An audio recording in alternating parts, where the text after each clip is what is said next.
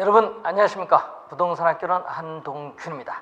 자, 이번 시간은 여러분 교재 178페이지에 포트폴리오 이론에 대한 그러한 내용이 나오고 있습니다. 한번 확인을 한번 해보도록 하겠습니다. 자, 이 포트폴리오 이론도 우리가 매년 또 출제가 되는 상당히 중요한 우리가 부분이 되겠죠. 포트폴리오 이론 상당히 중요합니다. 그래서 또 잘 공부를 해둬야 될 부분이 또 매년 출제를 하고 있습니다. 자, 이 포트폴리오라는 것은 1952년 그러니까 마코위치라는 학자에서 포트폴리오 선택이라는 논문이 발표되면서 처음 나온 용어인데, 자, 우리가 투자 자금을 한 자산에 집중적으로 투자하면은 위험이 높기 때문에 투자 자금을 여러 자산에 나누어 분산 투자를 하죠. 이 분산 투자에 따르는 위험을 줄이는 것을 목적으로 합니다. 이 분산 투자에 따르는 위험을 줄이는 것을 목적으로 하는 게 포트폴리오고요. 이 기대 수익률과는 아무런 관계 없습니다. 자, 이 포트폴리오 이론은 기대 수익률과는 아무런 관계 없다. 분산 투자에 따르는 위험을 줄이는 것을 목적으로 하는 게 포트폴리오입니다. 자, 그러면 이 포트폴리오와 관련해서 우리가 또 알아둬야 될 것은, 자, 이 포트폴리오에 따르는 위험이 이제 되겠죠. 자, 이 포트폴리오에 따르는 위험. 포트폴리오를 구성하는 자산의 수입니다. 자, 이 포트폴리오를 우리가 구성하는 자산의 수가 나오죠. 자, 이 포트폴리오를 구성하는 자산의 수인데, 자, 우선은 이런 형태로 가겠습니다. 자, 포트폴리오를 구성하는 자산의 수가 적을 때 이 총 위험이 되겠죠. 자, 이 총 위험은 이 포트폴리오를 구성하는 자산의 수가 적을 때 총 위험은, 자, 총 위험은 이 체계적 위험과 비체계적 위험, 이 체계적 위험과 비체계적 위험으로 합으로 구성되는 게 총 위험인데, 자, 이 총 위험과 관련해서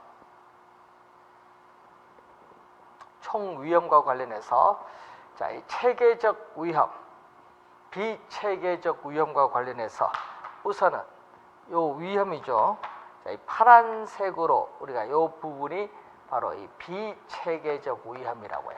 비체계적 위험. 자, 우리가 비체계적 위험은 이 개별적인 부동산의 특성, 자, 이 개별 위험이라고도 하는데, 이 개별적인 우리가 부동산의 특성에 의해서 야기되는 위험입니다. 따라서 투자 대상을 다양화하여 분산 투자를 함으로써 비체계적 위험은 제거할 수 있습니다. 그래서 피할 수 있는 위험 또는 분산 가능한 위험이죠. 이 피할 수 있는 위험이 바로 우리는 비체계적 위험이다.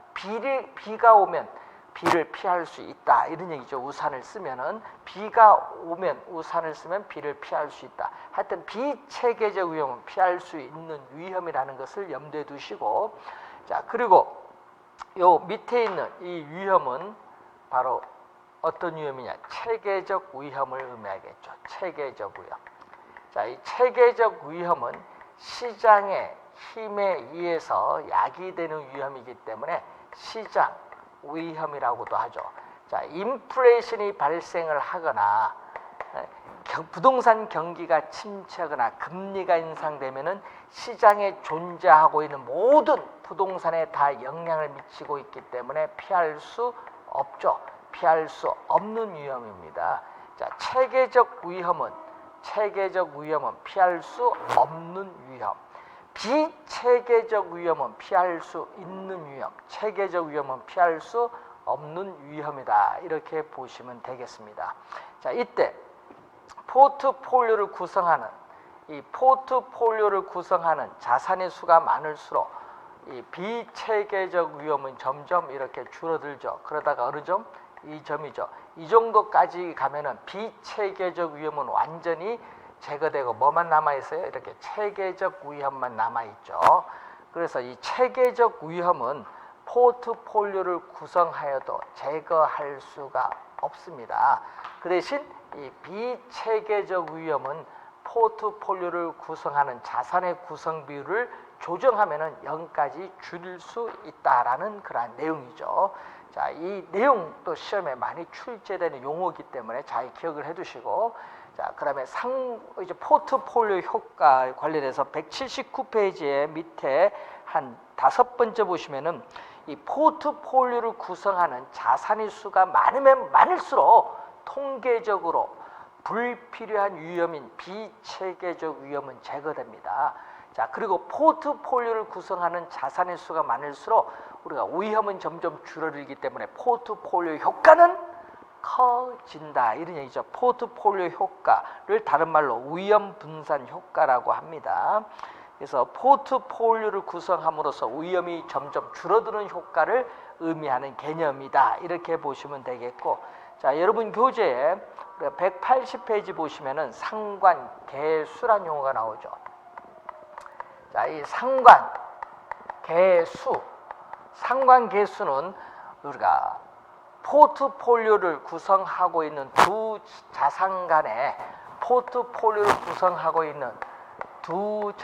간에 있어서의 수익률의 움직임, 변동을 측정하는 지표를 말하죠. 자, 이 수익률의 움직임, 변동을 측정하는 지표를 상관계수라고 합니다. 자, 시험 문제에 또 우리가 움직임, 변동이라는 용어가 나오죠. 여기에 나오면 우리가 계수구나, 기억을 좀 해두시면 되겠죠. 자, 이때 상관계수의 값은 마이너스 1과 플러스 1 사이에 있어요. 마이너스 1과 플러스 1 사이에 있는 게 상관계수의 값인데, 자, 상관계수가 마이너스 1일 때를 앞에 뭐를 붙이냐면 완전자를 붙입니다. 완전. 자, 완전한 음의 상관관계라고 하죠. 자, 완전한 음의 상관관계인데, 이 포트폴리오를 구성하는 우리가 자산의 구성 비율을 조정하면은 비체계적 위험, 피할 수 있는 위험인 비체계적 위험을 0까지 줄일 수가 있습니다. 자, 그리고 우리가 플러스 1일 때를 또 완전한 양의 상관관계다. 자, 완전한 양의 상관관계라고 하고, 여기에서는 포트폴리오를 구성하여도 우리는 비체계적 위험인, 피할 수 있는 위험은 제거할 수 없다. 제거가 불가능하다는 얘기죠. 비체계적 위험은 제거가 불가능하다는 그런 내용입니다.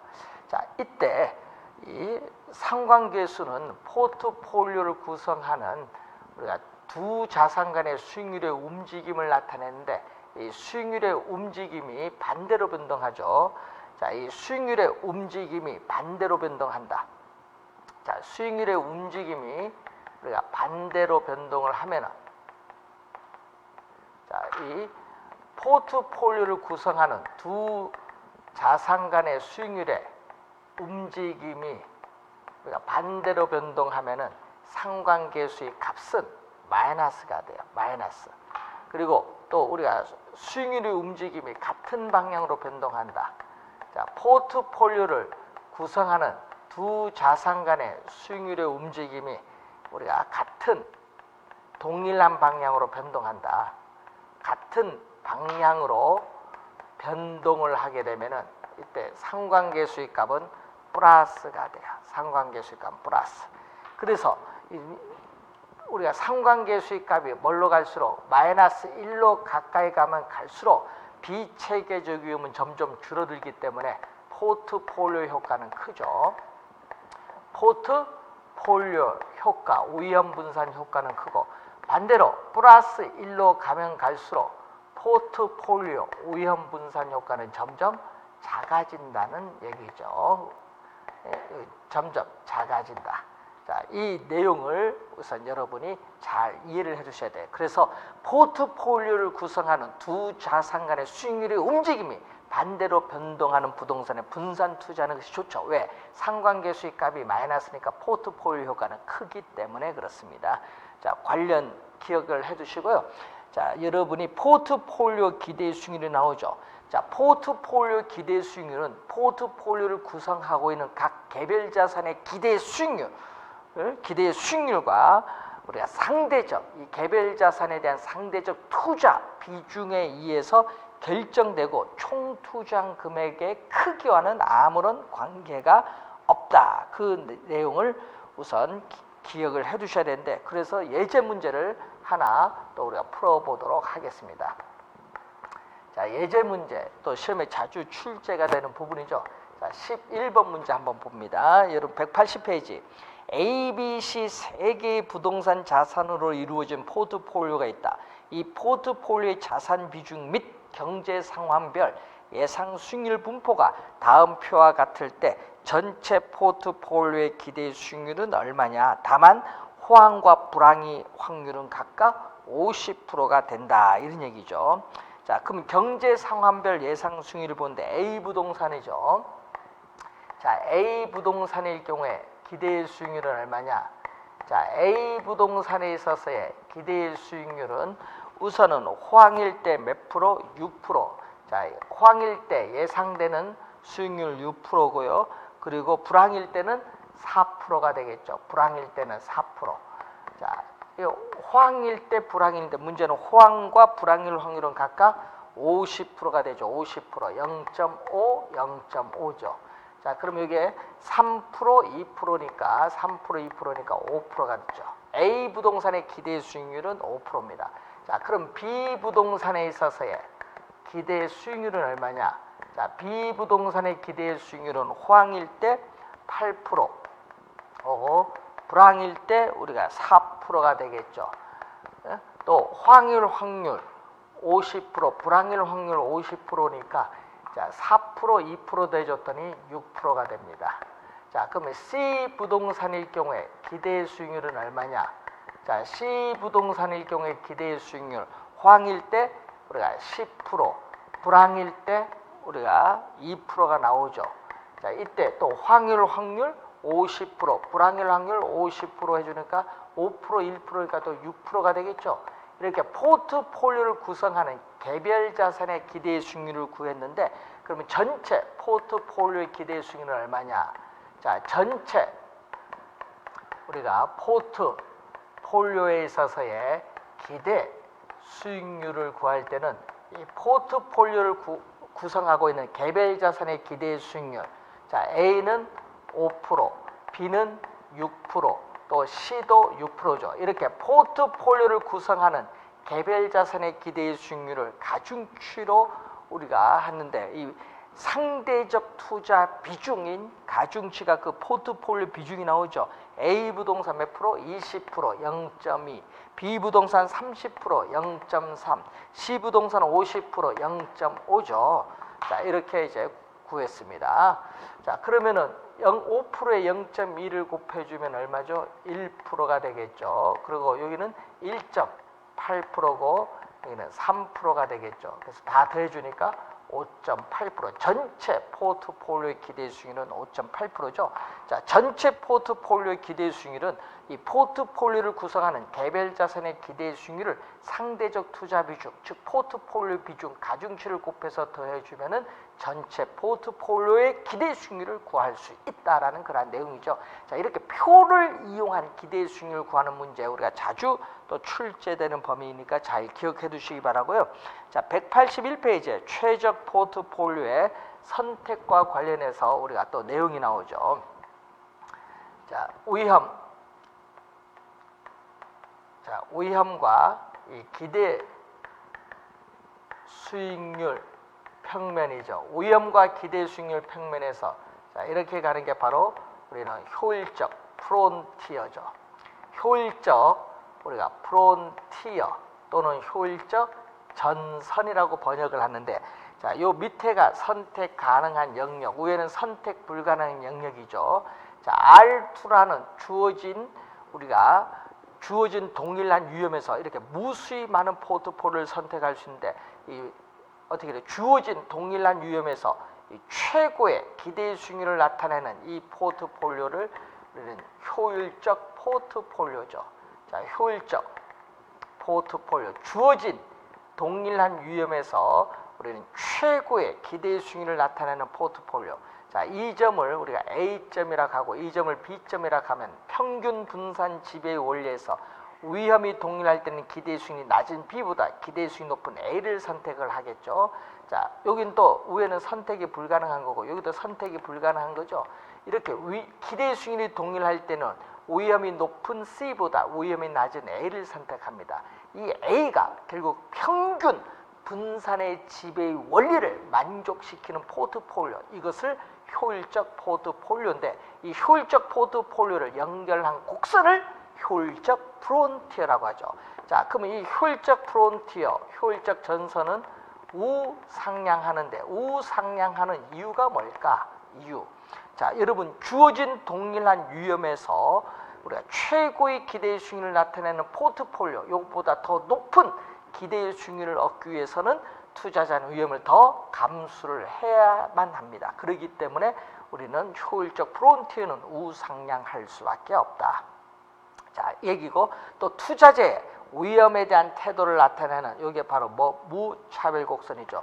투자자의 위험에 대한 태도를 나타내는 우리 무차별 곡선이죠. 무차별 곡선의 위험축에 대해서 볼록하다는 것은 위험 회피형 투자자를 나타납니다. 이 포트폴리오 이론은 기대되는 효용의 극대화를 추구하면서 이 무차별 곡선은 위험 회피형 투자자의 무차별 곡선을 가정을 합니다. 자, 그럴 때 이 무차별 곡선이라는 것은 투자자에게 동등한, 자, 이 투자자에게 동등한 효용, 만족을 가져다주는 위험과 기대 수익률의 조합을 연결한 곡선이 무차별 곡선인데, 자, 이 점이 C점이든 이 점이 D점이든 이 점이 E점이든 무차별 곡선 상에 있는 점은 만족은 다 똑같아요. 자, 그런데 이 얘기죠. 주어진 동일한 위험에서 무차별 곡선이 이렇게 있다. 이렇게 있을 수 있죠. 요게 F, 이 점이 F, 이 점이 우리가 F다. 그러면 이 점이 또 뭐가 돼? G다. 자, 그러면 어떻게 돼요? 여러분이 이 C점이 F나 이 점보다는 어떻게 돼? 이 F점은 어떻게 돼요? F점은 우리가 C점보다 높게 있는데, 여러분 이렇게 주어진 동일한 위험에서 문제는 이 C점보다 F점의 수익률이 더 높으니까 투자자의 만족 효용도 더 높아요. 그래서 무차별 곡선이 밑에 있는 것보다 위로 올라갈수록 만족은 더 우리가 높게 나타납니다. 자, 그런데 이 점을 H점, 이 점을 I점이라고 한다면 이 I점이나 H점을 지나는 무차별 곡선은 이 D점을 지나는 무차별 곡선보다 밑에 있기 때문에 투자자의 만족은 낮죠. 그래서 투자자의 만족을 극대화시키는 점은 이 D점입니다. 여러분, 이 F나 이 F점은 선택이 불가능하고 이 E점도 선택이 불가능하죠. 그래서 이 D점이 투자자가 선택 가능한 점에서 투자자의 효용을 가장 극대화시켜주는 점인데, 이 점을 우리는 최적 포트폴리오라고 합니다. 자, 최적 포트폴리오는, 자, 여러분, 최적 포트폴리오는 투자자의 무차별 곡선과 효율적 프론티어가 뭐하는 점에서 접하는 점에서 발생하는데, 문제는 이렇게 이 점은 보수적, 우리가 보수적인 위험 회피형 투자자의 무차별 곡선이죠. 기울기가 급하죠. 무차별 곡선의 기울기가 완만한 이것은 공격적인 위험 회피적 투자자의 무차별 곡선인데, 보수적 투자자의 무차별 곡선의 최적 포트폴리오는 이 점이고, 공격적인 무차별 투자자의 우리가 위험 회피형 투자자의 이 점이 최적 포트폴리오. 이 점은 보수적 투자자에 있어서의 보수적인 투자자에서의 최적 포트폴리오. 그래서 한 투자자에게 최적인 포트폴리오가 다른 투자자에게는 최적이 아닐 수도 있는데 이것은 투자자들의 위험에 대한 태도를 나타내는 무차별 곡선이 서로 다르기 때문에 나타나는 형상이다. 이렇게 우리가 또 확인을 하시면 되겠습니다. 자, 관련된 내용이 이제 나오죠. 그래서 부동산은 위치가 고정되어 있을지라도 부동산의 용도라든지 위치에 따라 다양하게 부동산도 포트폴리오를 구성할 수 있습니다. 그래서 잘 기억을 해 두시면 되겠고요. 자, 여러분 교재 182페이지에 12번 문제 보겠습니다. 부동산 투자의 위험과 수익에 관한 설명으로 틀린 것. 부동산은 인플레이션 상황에서 화폐 가치 하락에 대한 방어 수단으로서 이용될 수 있다. 실질적 구매력을 보호받을 수 있는 인플레이션 해칭이죠.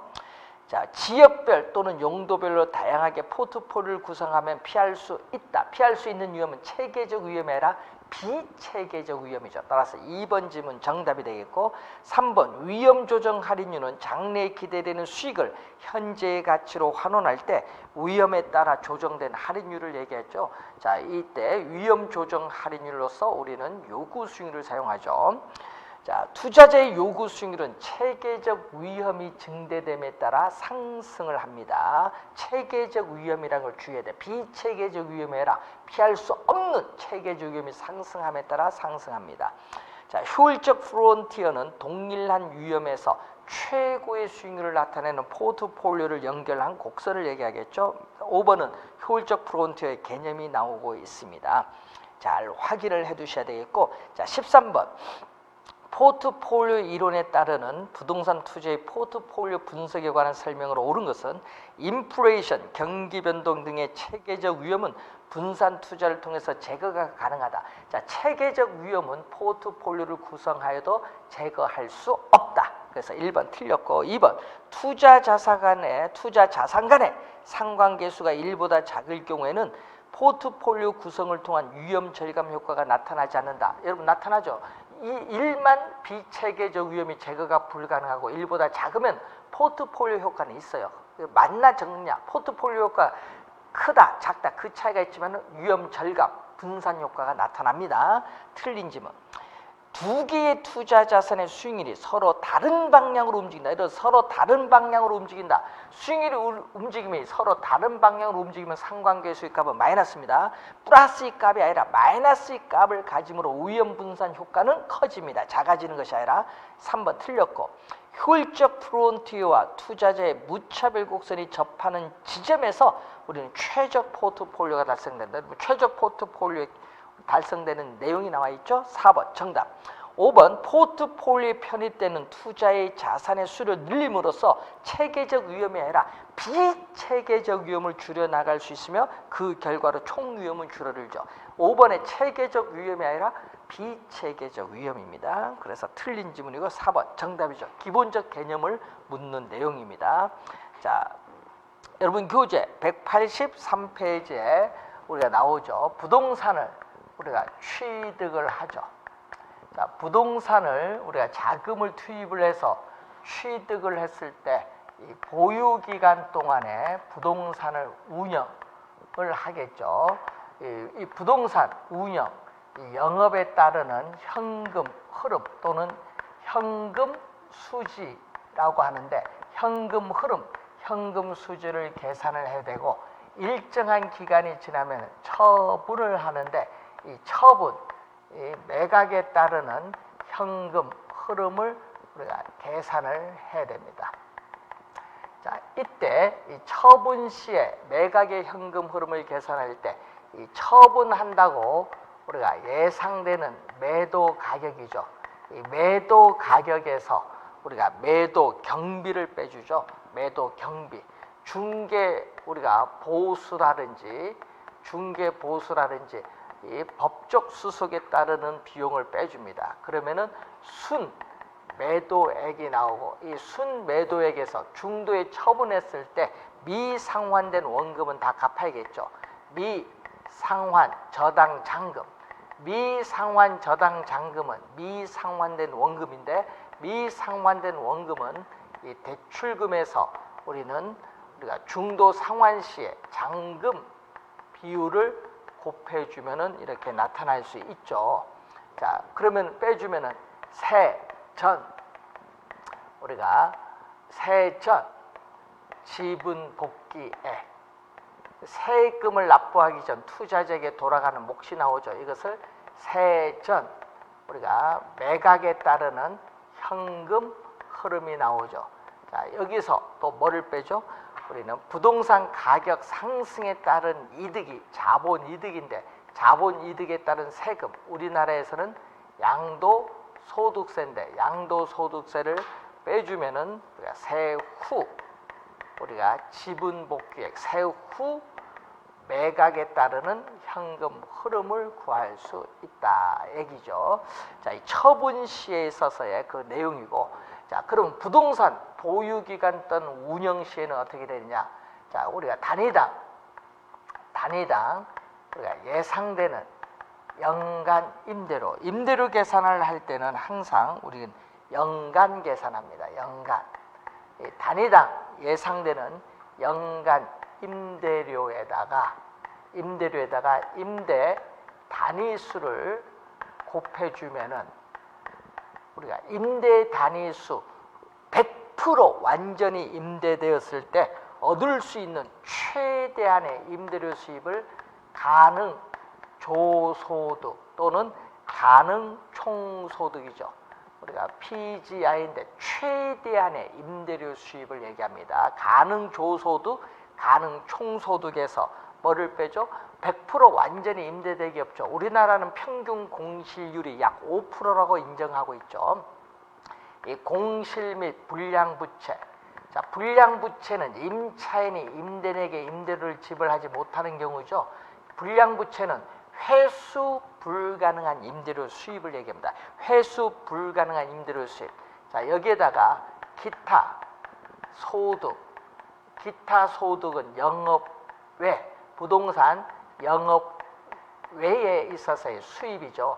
자판기 수입, 건물의 주차료 수입을 얘기하는데, 이걸 더해주면은 유효, 공실을 감안한 실질적인 임대료 수입인 유효 조소득 또는 유효 총소득이 나오죠. 자, 여기서 또 뭐를 빼냐? 부동산을 운영하고 유지하는 데 드는 비용, 영업 경비를 공제해주면은 바로 순영업소득. 자, 순영업소득, 우리가 순수익이 나오죠. 순영업소득, 순수익이 나오고, 이 순수익에서 뭐를 빼느냐? 우리가 또 부동산을 취득을 했을 때 타인 자본, 대출금을 이용했을 경우에는 부채, 우리가 서비스액을 빼주죠. 부채 서비스액은 우리가 원리금 상환액을 의미하죠. 원리금 상환액, 즉 원금 상환액과 이자 지급액이죠. 자, 원금 상환액과 이자 지급액을 더해준 개념이죠. 빼주면은 이제 뭐가 나오냐? 세금을 납부하기 전 현금 흐름. 자, 세전 현금 흐름 또는 세전 현금 수지라고 하는데, 이게 나타나죠. 자, 세금을 납부하기 전이니까 세금을 납부해야 되겠죠. 부동산 우리가 영업에 따르는 소득세를 납부하게 되면은 바로 이제 세후 현금 흐름, 세후 현금 흐름 또는 세후 현금 수지를 구할 수 있죠. 자, 이때 우리가 순영업소득에서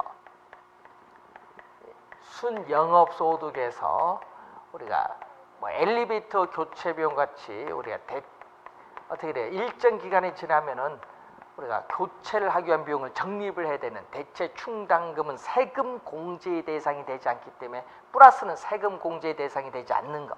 그럼 이 마이너스는 세금 공제의 대상이 되는 거. 우리가 이자 지급액에, 대출금에 대해서 이자 지급액에 대해서는 세금 공제가 되고, 감가상각액, 감가상각비도 세금 공제가 됩니다. 그래서 여기다가 빼주면은 과세 대상 소득이 나오죠.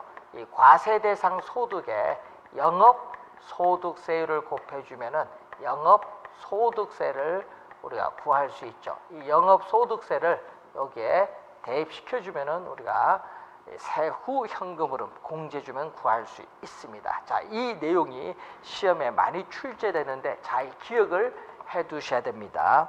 자, 여러분 교재에 있어서 우리가 관련해서 우리가 문제 한번 풀어보겠습니다. 14번 문제 한번 보겠습니다. 자, 대상 부동산의 순영업소득을 구한데 건축 면적이 1800제곱미터인데 연평균 임대료가 제곱미터당 우리가 5,000원이죠.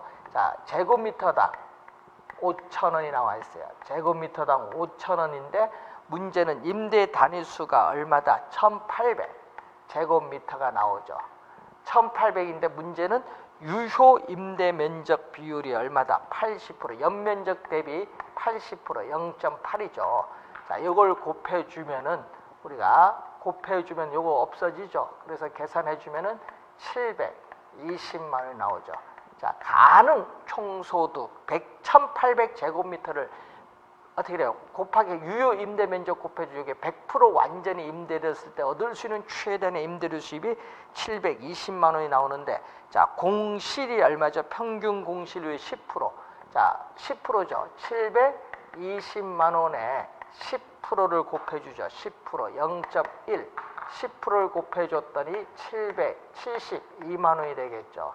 자, 그러면은 우리가 기타 소득은 없죠. 없으니까 유효조소득은 648만 원이 나오죠.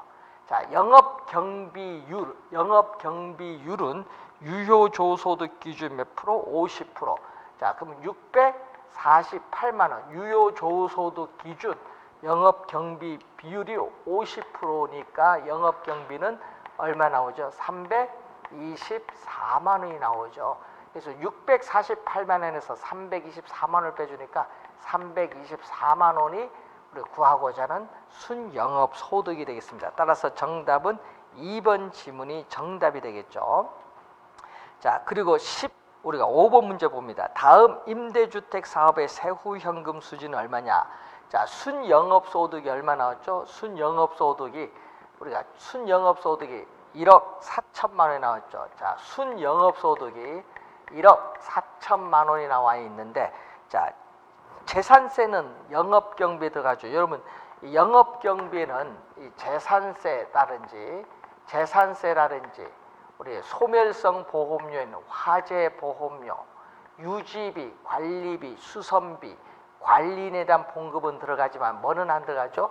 우리 소유자 봉급이라든지 소유자 봉급, 우리가 개인적 업무비라든지 우리가 부동산 사용에 따르는 감가 상각비는 영업경비에 포함되지 않습니다. 포함되지 않는 부분, 포함되는 부분 보셔야 되는데, 재산세는 영업경비 포함되니까 어떻게 돼요?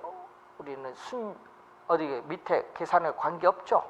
자, 영업경비는 관계없고 재산세는 관계없고 연간 융자 월부금, 여러분 연간이거든요. 연간 융자 월부금 요겁니다. 여러분 연간 융자 월부금은 요걸 얘기하는 거예요. 원리금 상환에. 자, 연간 융자 월부금은 원리금 상환액을 의미합니다. 자, 연간 융자 월부금 원리금 상환액 얼마? 9천만 원입니다. 그럼 여기 9천만 원, 예? 9천만 원 빼주는 거예요. 그러면 얼마? 1억 4천에서 9천만 원 빼주니까 세전 우리가 현금 수지는 5천만 원이죠. 그럼 소득세를 빼야 되는데, 소득세는 순영업소득 1억 우리가 4천만 원인데 대체 충당금 없으니까 제로고, 이자 지급액 나왔죠. 자, 그 융자 이자 얼마? 융자 이자 7천만 원이 나왔어요. 융자 이자 7천만 원 빼주고, 7천만 원 빼주고, 또 감가상각액 얼마? 1천만 원이 나왔죠. 1천만 원 또 빼주면은 1억 4천에서 요거 8천만 원 빼주죠. 그러면 얼마죠? 6천만 원이 나오죠. 6천만 원에 영업소득세율 몇 프로? 30% 곱해줬더니 1,800만 원이 우리는 영업소득세입니다. 그럼 영업소득세 1,800만 원 공제를 해줬더니 얼마죠? 세후 현금 수지는 3,200만 원이죠. 3,200만 원 정답이 되겠습니다. 3번 정답이죠. 주의해야 될 것은 연간 융자 월부금, 연간이거든요. 융자 월부금 했거든요. 연간 융자 월부금은 연간 우리가 원리금 상환액을 얘기합니다. 연간 원리금 상환액을 의미한다. 여기는 뭐죠? 원금 플러스 이자입니다. 원금 상환액과 이자 요 두 개 더해 준 겁니다. 주의 좀 해두셔야 되겠고. 자, 18번, 우리가 6번 문제 봅니다. 오피스 빌딩의 순영업소득을 추정할 때 필요한 항목. 필요하면 우회가 필요하죠. 임대료 수입, 최대의 임대료 수입, 실질적 임대료 수입 필요하고, 공실률 필요하죠. 주차료 구입은 기타 소득이죠. 화재 보험료, 영업 경비 들어가죠. 근데 이자 비용 어디? 부채 서비스 이자 지급액이 이자 비용이잖아요. 순영업소득 밑에 있으니까 필요 없죠. 순영업소득 추정할 때는 우회가 필요한 겁니다. 그래서 정답은 5번이 정답이 되겠습니다. 또 주의를 해야 될 것은, 자, 여기서 조가 나오죠. 가능조소득, 유효조소득에서 조가 나와요. 조는 가능조소득, 유효조소득을 의미하고, 여기서 순영업소득의 세전 현금수지에서 전, 세후 현금수지에서 후. 이때 여러분 꼭 기억해야겠죠. 조순 전후는 요 빨간색이죠. 조순 전후는 돈이 들어오는 빨간색입니다. 조순 전후는 현금 수입을 얘기합니다. 꼭 기억해 두셔야 돼요. 조는 가능조소득, 유효조소득, 수는 순영업소득, 전은 세전현금수지, 후는 세후현금수지인데, 조순전후 순서, 조순전후, 그리고 그 다음에 마이너스는 현금 지출이죠. 마이너스 현금 지출 나가는 거 좀 주의해 두시면은 쉽게 이 수식을 암기할 수 있는데, 여러분이 출제를 또 우리가 하는 부분이죠. 자, 여러분이 우리가 출제가 또 되는 부분인데, 이 계산 문제가 또 우리가 출제가 할 수 있는 부분입니다. 자, 계산 문제가 또 출제 예상되는 상당히 중요한 부분인데, 자, 이 수식은 전 세계 공통적으로 우리가 적용되는 수식이다. 전 세계 공통적으로 적용되는 수식이기 때문에 우리가 거의 매년 출제되는 상당히 중요한 부분이다. 이렇게 정리를 해 두시면 되겠습니다. 자, 이렇게 해서 여러분이 현금 수지 측정과 관련한 설명을 마치고, 우리가 다음 시간에는 188페이지에 부동산 투자 분석 기법에 대해서 살펴보도록 하겠습니다. 수고 많으셨습니다.